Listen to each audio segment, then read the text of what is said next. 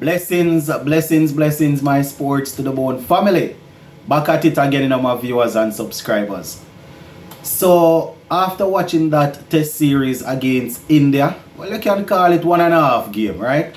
Against India, there are quite a few things that we could identify where West Indies is concerned that we would want to see them improve on as we look to continue building towards the next test series, which unfortunately is all the way in January of next year against Australia.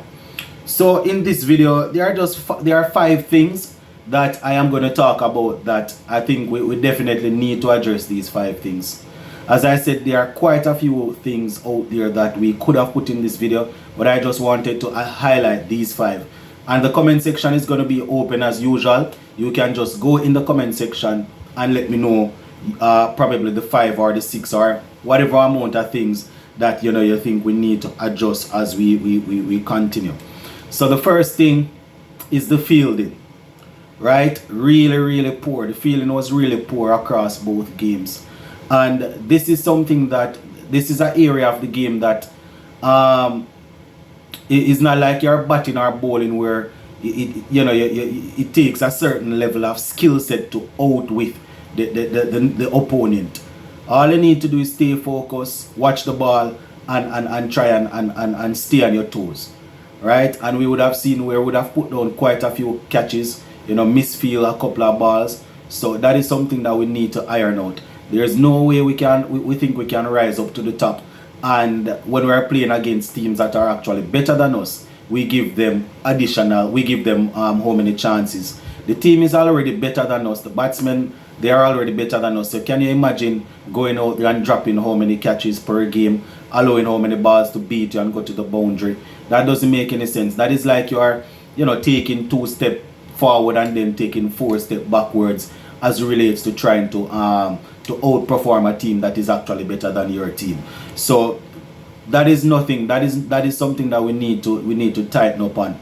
We would have seen the other day where the white ball coach Darren Sammy spoke about this, and he was saying that it all has to do with the attitude. Some of the players, they are not serious when it comes on to fielding in training. They will go out there and do the work in the batting and the bowling and play around when it comes on to fielding. But it doesn't make any sense. We can't be bad at all 3 things: batting, bowling, and fielding. So something as simple as that, we need to sort that out. Now the next thing, the strike rate, strike rotation. Most teams that are aiming to win test matches, they are trying to score at least 3 runs per over. I don't know if we have the capability of doing that based on the fact that our guys are not confident enough to play spin, especially. So in a test match, they are going to be hanging on their back foot and just blocking balls. But that is something. You cannot be playing a game, and I mean, there are periods in games where you're going to be pinned down for 2 runs per over or under, but it can't be a case that right throughout the 2 innings you're scoring well below 2.6 or 2.7 runs per over. That can't work. And it all has to do with players being confident of trying finding gaps, trusting their technique and trying to score. I mean, it's easier said than done. The players that we played against recently, these guys are ranked above us for a reason. It is because they are way more skilled than we are. But we need to at least show some intent. I mean, when we show intent, we don't want reckless intent. You understand? Look to score. I watched the game and I would have seen where a couple of players could have purposefully pushed the ball into the gaps, and they just decided to just block the ball. So if we're going to try to win games, that can't work. You understand? If you're going to always try to play it to draw games, that might be able to work. But the teams that are looking to win games, the Australia, the India, the England, all of these teams, you will see them pushing and trying to score. That is the only way to really put a good total on the board and give your team enough time, give your bowlers enough time to bowl out a side. So those are the first 2. The fielding, it was atrocious. The strike rotation wasn't good, right? Strike rate, everything. The third thing that we want to take a look at is the composition of the team. The number 3 that we were trying with for a while, Raymond Reefer, we don't need him. We don't need him to bat at number 3 in the team. He's not needed. You understand? No disrespect or anything like that. I have always said that, listen, the guy worked for the opportunity to bat at number 3. He outperformed most of the players in the regional tournament, which is where players get selected from to play tests, right? He outperformed most of them batting at that position, so he got the opportunity. But with Kirk McKenzie and Alec Arthur is coming through now as specialist batsmen, having made their debut and they looked good. I personally would prefer to see them trying to develop these guys. The only issue is that after these 2 test matches, we don't have any real good red ball cricket until next year. You understand? So, but I still want to see those 2 guys in the team, Kirk and Alec over Raymond Reefer. The number 4 thing, the senior players will need to stand up and be counted. They are going to have to get scrutinized even harder. The fact that the team is transitioning now, I mean, we have been transitioning for a while, but we see Alec Arthanez and Kirk McKenzie, who I assume will be mainstay for a little while. Tej Narayan Shandopal is new to the team. Gudikish Moti has a lot of experience, but when it comes on to test cricket, he's fairly new.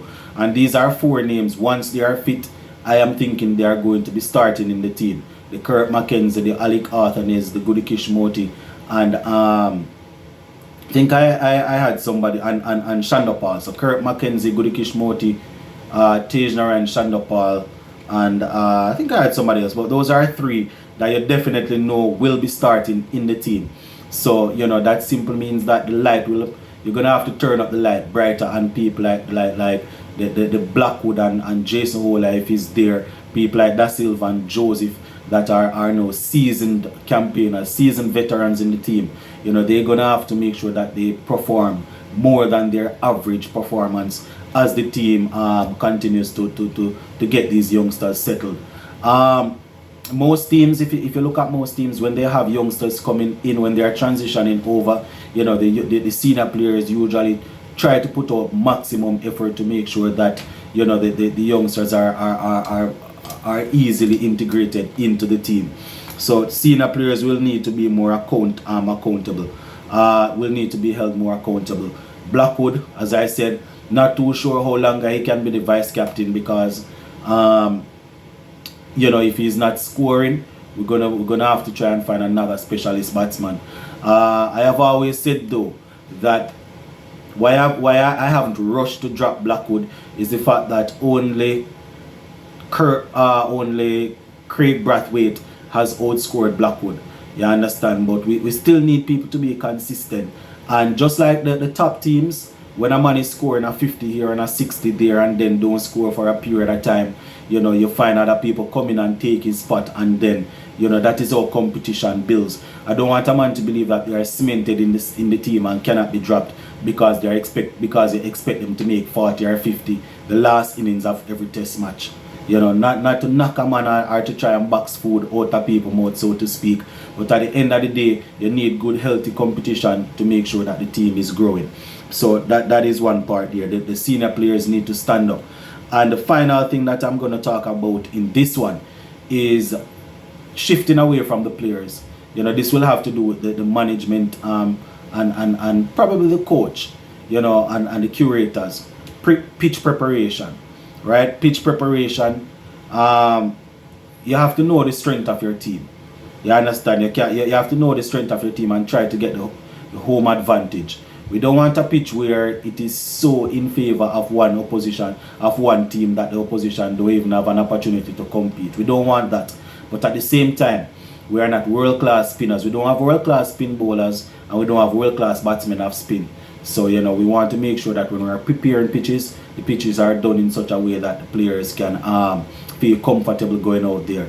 If I should talk about the Dominica pitch, then I would probably say, listen, it was raining leading up to the game, so one could say that they didn't expect the surface to dry out and to really be good for the ball to hit it and to carry it through as a pace bowler. But it's not the first time we have seen something like this where we have prepared pitch and it is more favorable to the opponent. You understand? I mean, most teams that we play that are above us, these teams, they are going to be better than us batting spin or even batting pace. So, you know, I don't even know if it make it if the pitch preparation really make any sense. But at the end of the day, you still want to make sure that if there's going to be any edge, your team should be getting the edge based on the lineup of your team. If you want to make the pitch slow so it frustrate the opponent, no problem. But we don't have Merle Taran in our team. We don't have Lara batting, so we don't want them sort of foolishness there again. So those are just a couple of the things that I wanted to highlight coming out of the test match. As I said, there are quite a few things that we could have touched on, but the next time we have a live show, we will be able to iron out some more of these stuff. So, you know, we're just going to leave it right there with these 5, and we'll touch base again. Big up on yourself.